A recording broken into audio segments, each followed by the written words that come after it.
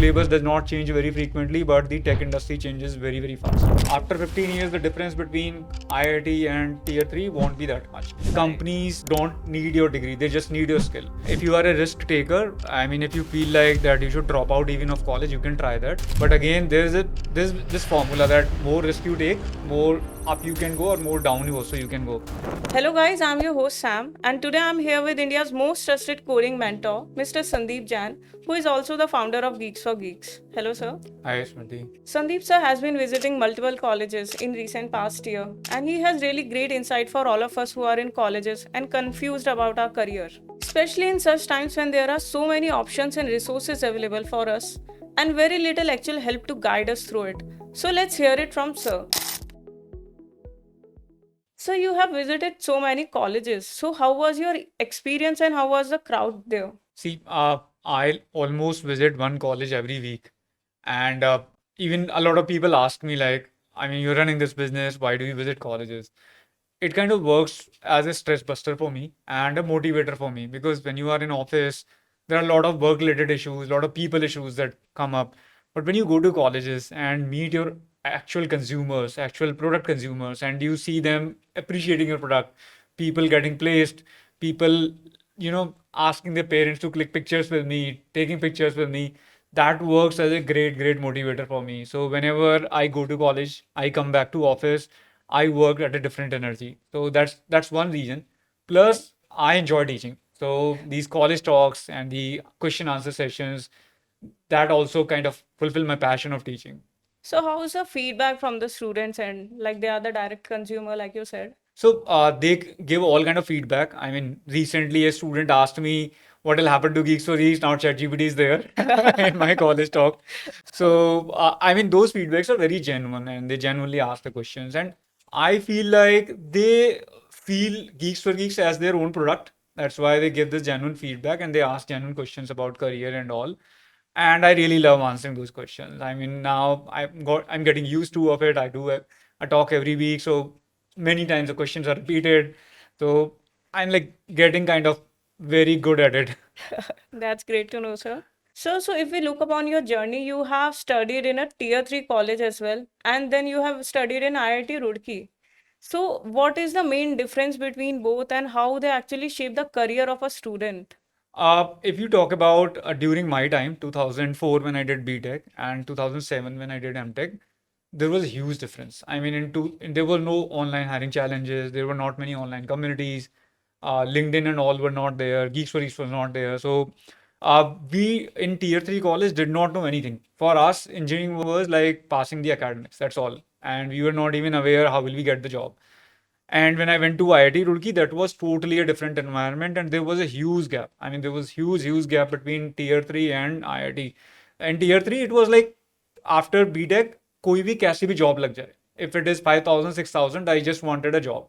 In IIT Roorkee, people had their dream jobs. People were not even sitting in the top paying companies. They were like, I won't go to this company. Their tech is not good and their location is not good. So Awareness was there, awareness was there. I mean, there was a huge, huge difference. But things have changed now. right? If I talk about these days, a lot of people get from tier 3 colleges get placed into the top product based companies, and companies have changed it. 2015 they started changing it. Before that they were hiring mainly from IITs and NIT, especially the top companies.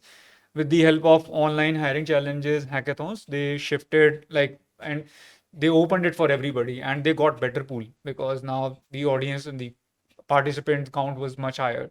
So things have changed a lot, improved a lot. And I think the gap which was there at that time, it's not that much now. And even being in a tier 3 college, you can be more aware, don't focus too much on academics, and you can actually crack the top company interviews. You can be an entrepreneur. There are a lot of entrepreneurs coming up from tier 3 college. So people, like if we talk about, there are so many very little students who actually get into top IIMs and IITs, and then there's a rest of a crowd who is there in tier 3 and tier 2 only. So does it play a very important role in shaping their careers as well? See, as I said, it's not a big difference, and I feel like it has changed from 2007 to 2023. And if you talk about coming 15 years, it's going to change more. Okay. After 15 years, the difference between IIT and tier 3 won't be that much. And it might happen that in 15 years, degree also doesn't matter. It has already started happening that Right. companies don't need your degree, they just need your skill.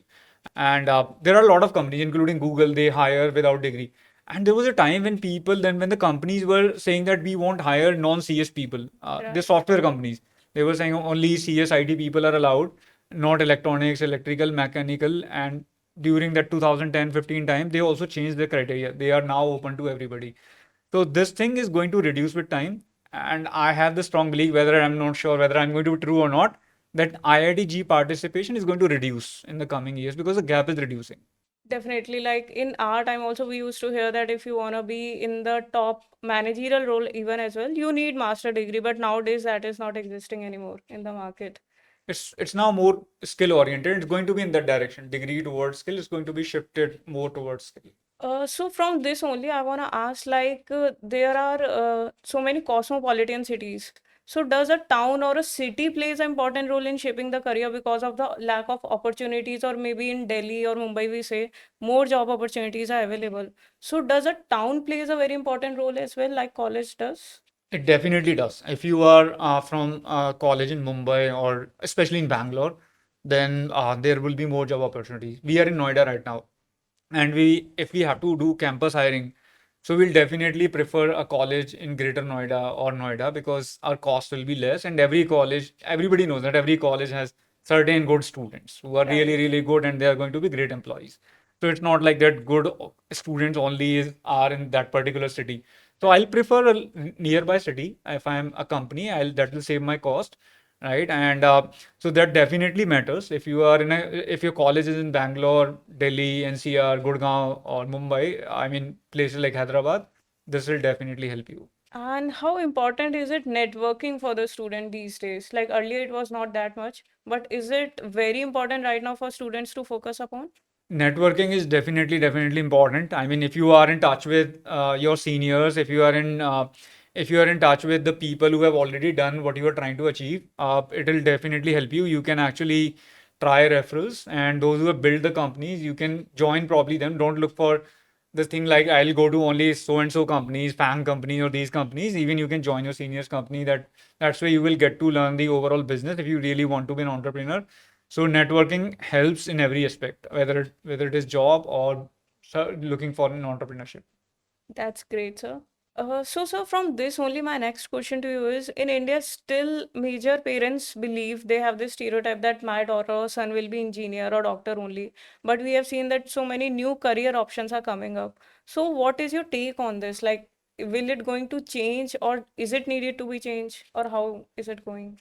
It must change. If I talk about my career, I took three career decisions in my early days. First career decision was going for IIT, where everybody was going, and that did not turn out very well. Then I took a second career decision because in IIT Roorkee, everybody was going for a software job, even if I wanted to be a teacher, because the salaries were very high of these companies. So I took another career decision, which was just with the crowd.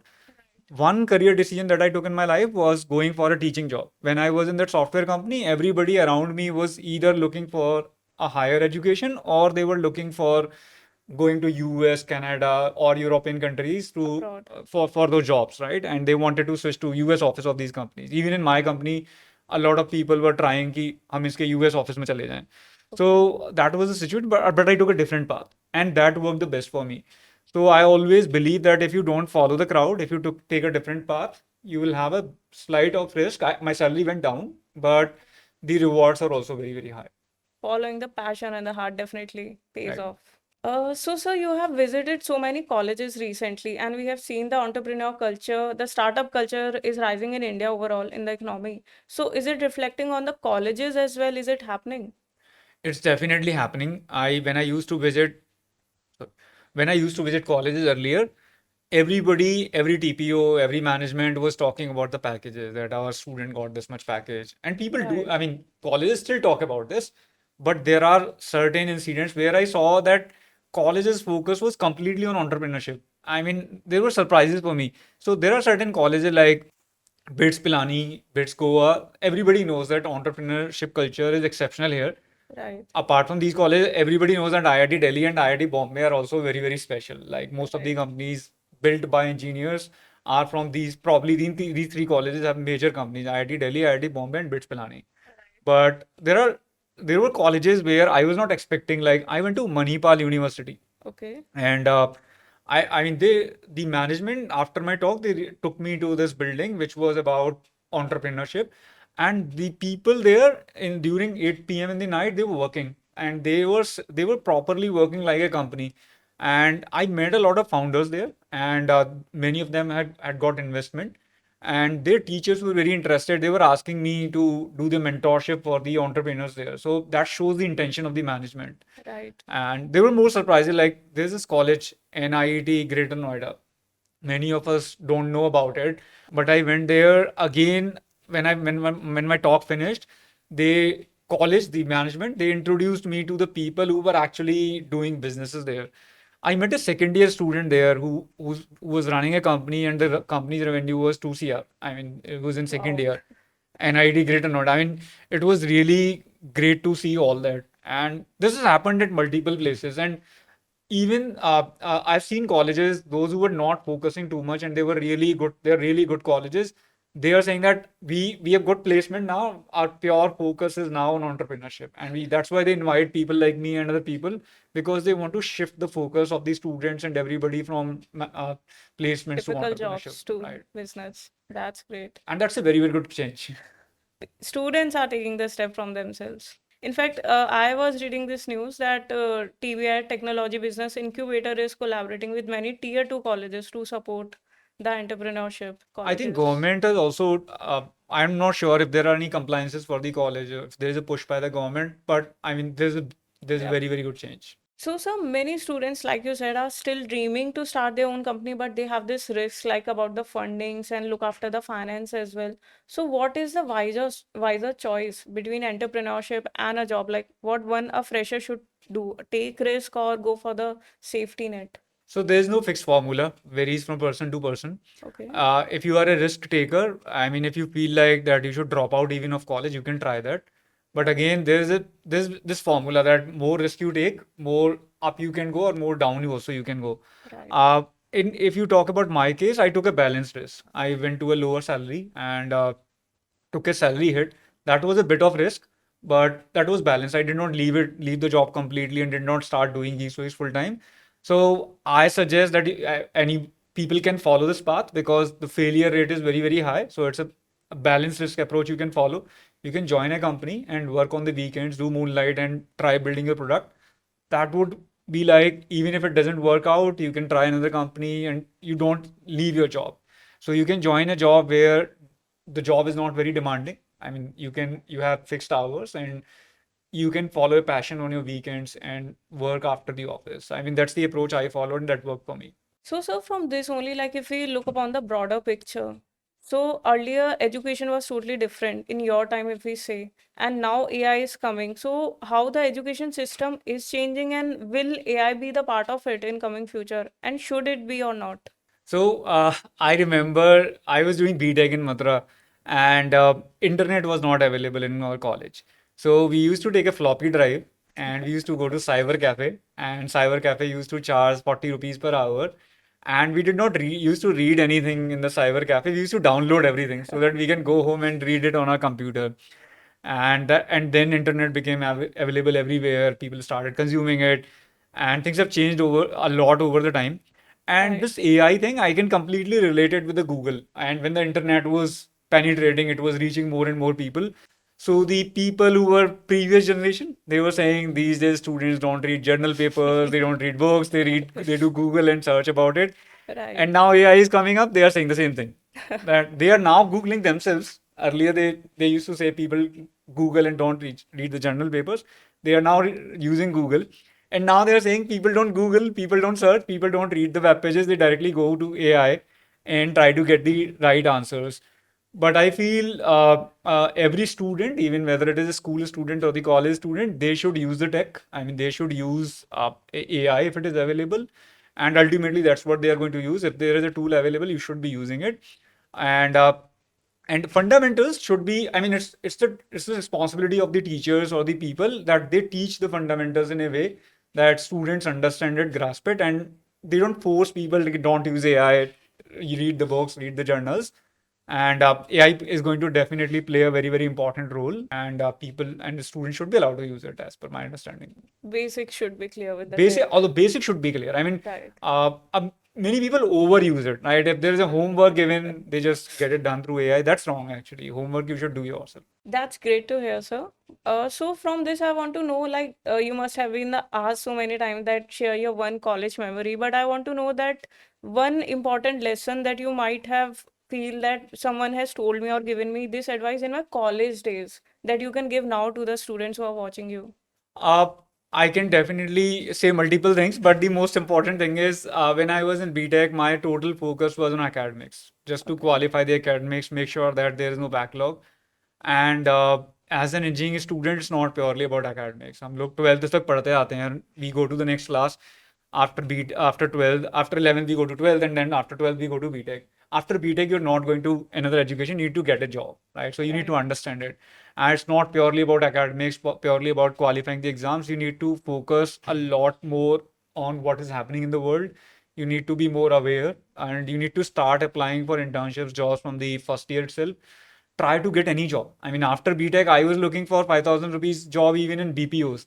So why after BTech? You can try it from the first year itself. You should not be like, yeah, I'll get only a software job only in this company. That's the problem that the students have, because when they see the posters by the colleges that our student got placed in these and these companies, they all start thinking about it. And very few of them get placed in the final year, and rest of them feel heartbroken after BTech. Right. So, I mean, from the first year, try applying, try doing any internship, and be more aware. Academic is not everything. Get decent marks, but focus on a lot more other stuff. And syllabus does not change very frequently, but the tech industry changes very, very fast. Thank you so much, sir, for sharing your insight with all of us and tuning in today. I hope you really like this video. And if you do, don't forget to subscribe and hit the like button. And we'll see you in the next podcast.